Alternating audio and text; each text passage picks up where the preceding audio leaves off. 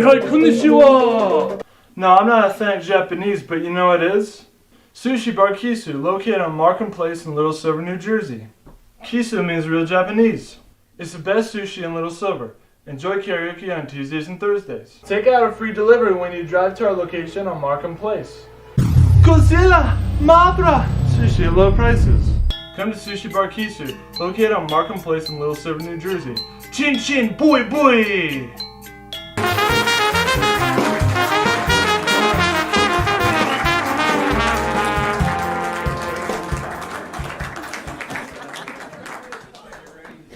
Hey, I just found my pen. Hi, welcome back, everybody. It is Mastication Station. We found you. Wow. Lee is here to tell you where we are, who our sponsor is, and looks like it is sunglasses night here at the station. We're actually, Tony, we're in the caves of Tennessee. Oh, wow. That's why this backdrop, Okay. I mean, the acoustics in here are wonderful. The backdrop is a cave. Supposedly they do a lot of music in the caves, kind of like Red Rock out in Denver. I think that's out in Denver. So we're in the caves. So we're going to get a little feedback, maybe a little bit of, back talk and then from the audience. Oh, man. But we have 3,600 guests with a margin of error of 30%. Hey, that's pretty good. So that number could fluctuate quite a bit in either direction. Wow. Yeah, I know. And our sponsor, we're really glad this guy finally stepped up. We've been trying to get him for a long time. Okay. Is Leo's rim painting and fish descaling. Oh, I like that. That's great. That's Yeah, so you can bring your car in loaded with fish, and he'll not only paint your ribs, but he'll descale your fish. Oh, I like that. Wait, rims or ribs? Rim painting, as in tire. Yeah, rims. I see. On one side, and the other side is, drop your fish off to be descaled. Descaled, so. Yeah. Now, do you know the difference? How do you explain the difference, since we're in a cave, the difference between a stalagmite and a stalactite? People ask me that all the time, Tony. You just have to think of hang on tight, stalactite. Okay, from the stalagmites go up. Might go up. Okay. Hang on tight, stalactite. Yeah. It's It's a calcium drip, limestone calcium drip. It's it's a fairly complicated procedure. Yeah, I had millions of years. calcium drip in the hospital. So that's what I heard. Yeah. Special guest with us tonight, Mary Ann Mings, has flown all the way in from Fort Wayne, Indiana. Thank you. And look what she brought. She brought this desk. I know, I brought my desk. She brought her desk. She had to check that at the counter. That's amazing. So you are the director of Inasmuch and Circles of Allen County. Yes, I am. And up in Fort Wayne, Indiana. Up in Fort Wayne, Indiana. So people have heard the name Inasmuch. What is that? What does that even mean? So in the King James Version of the Bible, Jesus said to his disciples, "Inasmuch as you have done for the least of these, you have done for me." Okay. So it really means that you're doing something for somebody else. But most people don't read the King James Version of the Bible anymore, so they have no idea what that means. So that's what it means. It means that when you do something for the widows, the orphan, the poor, the prisoner, the people in poverty, you are doing it for the Lord Jesus Christ. So your group or your ministry, I suppose, who do they serve, and how do you do that? So we serve on the corner of Washington and Broadway in downtown Fort Wayne, Indiana. I've heard of it. And one of the busiest corners in Fort Wayne, Indiana. So we have a food pantry, and I will tell you, it's extremely well balanced and organized. So we have a food pantry, we have a clothing bank. We give people bus passes to get to doctor's appointments or to get groceries or to go to job interviews. We help individuals get their birth certificates. So it's a big deal for why do they need a birth certificate? So people who have been homeless or people who have fled a domestic situation don't have their birth certificate. So we help them get their birth certificate, and then they can go use it to get their Social Security card. They can get a driver's license, and then they can get a job and move their lives forward. And then we help individuals with financial assistance for housing or utilities. And then everyone that comes in, we share the gospel with them, and we pray with them. And, given that less than 20% of Americans attend church on a regular basis now, We're kind of the frontline defense Yeah. for Christianity on the corner of Washington and Broadway in Fort Wayne, Indiana. What is? Do you need sunglasses? I do, She needs actually. sunglasses. I forgot to ask you. I do. I was hoping you would ask. Show that Oh, these might hurt my... That's pretty good. What do you think? Well, the lights really Although- makes it glimmer, but you want to try the other I ones? do. Now, you know, Yeah, those are What's pretty some good. with some bling bling? Those are the. I think these probably look good. Might be the Aretha The other Franklin. one's weird. I don't know. You want to try those? Let's That try might them. be the same as what Lee has. Are these like yours? Oh yeah. I got twinsies. I That's got it. surrounded. It's like we're on Mars. Yeah. It is. Yeah, like in we're a cave. Mars. In a cave. What is the biggest need that you've seen people have that come for the services? Well, it doesn't have to. That's a good question. Right now, the biggest need is help with, well, we're seeing a lot of people requesting food because the food benefit, the increase to food benefits was cut back in September. Oh. So people have become dependent upon it, and then when it got cut, so we've seen a big increase in the need for the food bank. But the other thing we've seen the need for is housing and utility help. You know, we are seeing people coming in asking for help with their rent because their rent has been raised 40 to 50%. 40 to 50%. That's amazing. Wow. And a lot of them, their housing complexes have been bought by an individual in New York that has now they own over 2,100 units in Fort Wayne. Oh. And some of those places, they are no longer taking housing choice vouchers. Okay. So people are needing help to pay their rent so they're not evicted, so that they can then have a little bit of time to go look for a place they can afford. But I also will tell you, I think a lot of people are seeking more than financial assistance or food. They want somebody to listen, and we listen to them. And they want to know, is there a God? And if there is a God, does he care about me? And then sharing the love of Jesus Christ and then praying with them. So we have a number of individuals that come on a weekly basis, and really all they want is just, we know their names, you know, kind of like, and her family is on the East Coast, and they call me every couple of weeks just to ask if she's okay. Really? That's And nice. I tell them, yes, she's fine. She's here once a week, and we talk to her, listen to her, pray with her, make sure she's okay. That's got to be reassuring for the family from so far away, Yeah. hearing that. Yeah.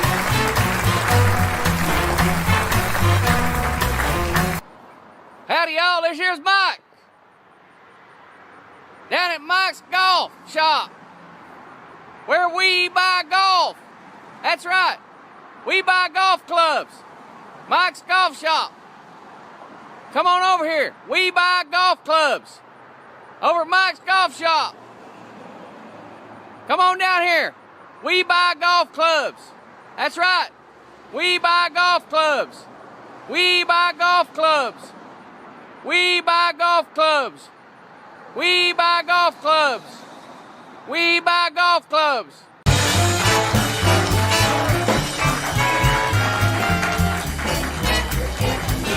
Yeah. So, Yeah. you, in as much as one thing, the other one I said is circles. Yes. So, what is, I mean, do you just draw? We do not just sit around and draw Okay. circles. I didn't know if that would help. but we got a Leonardo couple da we can Vinci use for kind it. of We thing can there. draw around circles. Yeah. So, Circles was started about 30 years ago, and it's across the U.S. and Canada. And it is a way to help people get out of generational poverty. It has an overall 63% success rate across the U.S. and Canada, which is huge. 63%. Wow. So if a person shows up for the first meeting, 63% of the people that show up get out of generational poverty, which Really? is a huge number. So the highest poverty rate in the state of Indiana is in Fort Wayne. So yes, That surprises me. yeah. What is also surprising is that in the United States, there are 3,169 counties in the United States. Oh. There is only one county in the United States that houses the highest and the lowest in the state in that one county, and that is Allen County, Indiana. Really? Fort Wayne, Indiana is the only place in the United States that has the highest and the lowest poverty rate in the city. The highest poverty and rate. And the lowest. And the lowest. Now, how do you have the highest and the lowest So poverty That's weird. They're in poverty rates are they are designated by zip codes. Oh, okay, okay. So, but like I'm from Illinois, so the highest poverty rate in Illinois is in far southern Illinois, right? The lowest poverty rate is outside of Cook County, where all the industry is. 400 miles apart, and that's what most counties are. There's a big difference in the highest and the lowest. There's less than 5 miles. Wow. Between the highest and the lowest. So and is it income based? What? Is it kind of income based? It's based on the income. Yeah, that's how poverty rates are Because you determined. think of it, you drive in like southern, I've heard southern western Allen County, you've got huge homes and and then in downtown and south and the southeast. And even part. within that, you got pockets. Yeah. Yes. Within that. Yeah. Yes. Very diverse. And then there is a large section of Fort Wayne, Indiana, that the life expectancy is 17 years under the national averages. In Allen County. In Fort Wayne. Oh, in Fort Wayne. Oh my gosh. 17 years under. Wow. So when I was hired by Broadway Christian Church, the pastor and the elders asked me if I could not only expand Inasmuch and what we do for situational poverty, but the individuals who come in that are in generational poverty, help them get out of generational poverty. So I said yes. So I know some individuals across the country who have done circles chapters. Okay. And so, and the pastor at Broadway Christian Church knew someone that also had a circles chapter. So we said, let's try circles. So we signed the contract at the end of May of last year. And Circles said to us, well, it'll take you about a year to get it started. And I said, no, it won't, because there's a need in this community. So we started the first one October the 3rd. You don't move slowly. No. I don't move slowly. What a lead. You don't move slowly. Don't. And when we're done, I am running out of this cave. Running out of here. Quickly. Water rises. So why does Circles work? Why does it work? So, the person who started it, who originally started it, he worked in social work in Iowa. And he said to his coworkers after about 20 years in social work, he said, I don't think this works. He said, because I saw, SpongeBob, and then I saw the kids and the grandkids, and now I see the great-grandkids. And he said, we're not doing anything. It's and just a cycle. Cycle, not circle. And the coworkers all said, well, that's just the way it is. Accept it. And he said, I'm not going to accept it. Wrong answer. And even though Circles itself is not faith-based, the man who started it is a Christian. And he based the model on the Bible. And so it is all built on the concept of relationships. Because if a person is in generational poverty and they have a problem or a crisis, the only people they have to ask are the people around them who are also in generational poverty, who don't know they don't know the answer either. So we started October the 3rd. We meet once a week. We share a meal together. We have childcare. The first 12 weeks we do training on trauma, financial literacy, what's an emergency account, how to set a goal, how to communicate effectively, what does an employer want. But we have the individuals who want out of generational poverty are called circle leaders, because they're the leader of their life, and they need to understand that. They need to understand that they can take charge and they can move out of their situation. Are those people that were in poverty before and got out of it themselves, the leaders? The leaders are the ones that are in it right now. Okay. And then the allies are the peer support. And those are individuals who are not currently in generational poverty. A big part of the group we have, they came out of generational poverty. And so you match them up to walk the journey with them while you're doing education, while you're doing training, while you are bringing in other people to help grow their social capital, their network. And I will tell you, we had started in October, and in end of November, one of these circle leaders reached out to all of us and sent an email and said, XYZ just happened. I do not have any idea what to do, but I know one of you will. Can you tell me what to do? Now keep in mind, she just met us like 4 to 6 weeks prior, but she already knew, and I don't. She wasn't asking us for money. She was just saying, what do you do in this situation? And immediately we all said, well, you do X, Y, Z. But she didn't have anybody to ask. She didn't have any friends who weren't in the same situation she was. And so now, our circle leaders are working on, getting jobs and setting up savings accounts. And one of them had started college years ago and then crisis after crisis. And now she is working on getting back into school in the fall to try to finish that bachelor's degree. So that's what we do in Circles of Allen County, and we're looking in the next few months, we'll start a second cohort because people are calling us all the time saying, when are you starting the next one? When are you starting the next one? So everything that we're talking about, what drives you? You know, what drives me is Micah 6:8. And Micah 6:8 says, and what does the Lord require of you? But to act justly, love mercy, and walk humbly with the Lord your God. Okay. And that's what he asks us to do. And he asks us to care for the widow, the orphan, the prisoner, the poor. And part of that is helping them see that they were put on this earth for a purpose. They have a purpose, and they have self-worth, and they are loved by the creator of the universe. He loves them. And he doesn't want them to be in an abusive situation, or he doesn't want them homeless, and he doesn't want them living in a house with mold. He wants them to thrive. It doesn't mean he wants them to be Bill Gates, but he wants them to be where he has called them to be. I heard that you have a really good friend named Charlie Bucket. Charlie Bucket is the best! Oh boy. All right, settle down, everybody. Settle down. So who is Charlie Bucket? Charlie Bucket is my dog. Oh. So Charlie Bucket was found in Oklahoma, actually. Wow. And he was found in the woods, and he had been horribly abused and beaten and starved. And he was found, and he didn't have any fur, and his teeth were a mess because it looked like he had been thrown from a moving vehicle. Wow, really? And he had been eating dirt and rocks, and he weighed nothing. So they took him to a kill shelter in Oklahoma. And I was in Illinois at the time, and the shelter in Illinois where I knew all those people, they went to Oklahoma to get puppies. And they got there, but before Charlie Bucket was going to be put down. And they said, don't put him down. We'll take him to Illinois, and we'll find somebody we can convince to try to save him. His name wasn't Charlie Bucket at the time. His name was just Poor Little Dog. So they bring him up, and I knew somebody there, and she called me, and she said, my dog before Charlie Bucket lived to be 20. Wow. So she called me and said, could like you the come oldest over dog on and record. look at this poor little dog and see if you think you can save him?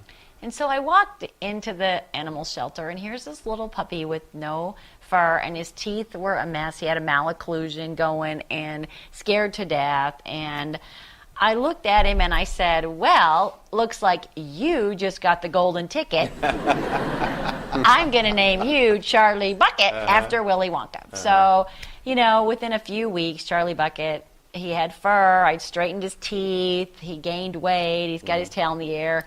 So I took him back to the shelter, and the shelter said, oh, my goodness, that can't be the same puppy. And I said, well, it is. And they said, well, why don't you just keep him and Shoo do it? So that's how I ended up being my Charlie Bucket. How much were the braces? Like? They actually brought in like a dentist from Brookfield Zoo. Oh. And he taught me how to straighten his teeth. So we worked every night straightening his little malocclusion. So now he's got straight teeth. You have a video of that? So you got to be careful when you get bit. Yeah. Well, thanks for coming. Oh, is there a website, or how can people help to, all the circles that Inasmuch? So we have two websites. We have inasmuchfw.org, okay. and then we have circlesofalencounty.org. So either one of those, they can go and donate money. Okay. They can call us. They can stop by at the corner of Washington and Broadway. We'd love to have people get involved and help us with this really good cause of helping people move their lives forward. Are you ready for a little challenge? Can you handle I'm ready. a little challenge? I'm ready. It's showtime. Charlie Bucket owners go first. You should go first. She's letting you go first Letting me because go she feels first. sorry for A you. mulligan. Okay. Seems a little complicated. I hope you have the bottom end. Good. It's a wacky game. I know. It's just wacky. Do you play this often? Every 45 minutes. It teaches good social skills. Yeah. Was it? Yeah. Oh, look at that. Not Oh, boy, I better do this. I blocked her. Yep. Okay. Oh, but she got 4 in a row anyway. I did! You get the prize. She gets a bat. I get a bat! There is a side. There is a Use backstory. at your to the discretion. bat. But Very Do you know the nice. bat? Do you know the story? Of bats? I got bit by a bat I did she not got know bit that. by a bat. in Fort Wayne, Indiana.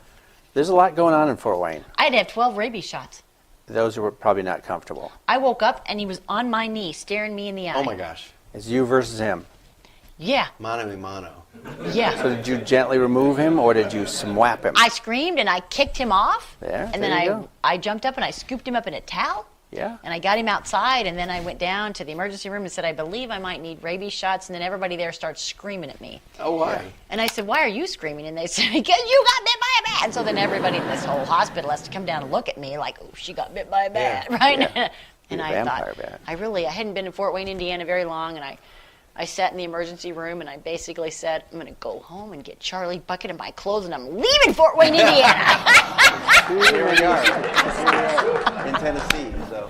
Well, thank you, everybody. Thanks, Thank you, you. Mary, for being Thank here. you. Yeah. Thanks for letting me wear these fun glasses. So you have to have Total glasses like retro. that. Hey, This so- is Retro Day, you know It is, that. it is retro? It is National Retro Day. Oh, International Retro Day. You have to know these things when you're a genius. Yeah, yeah. All right, well, we'll be back after this, everybody. Buffet's open, and there's going to be some fish in there, so He's scaled. we'll be back. Thank you. You have fun? That was so fun. Was that okay? That's great.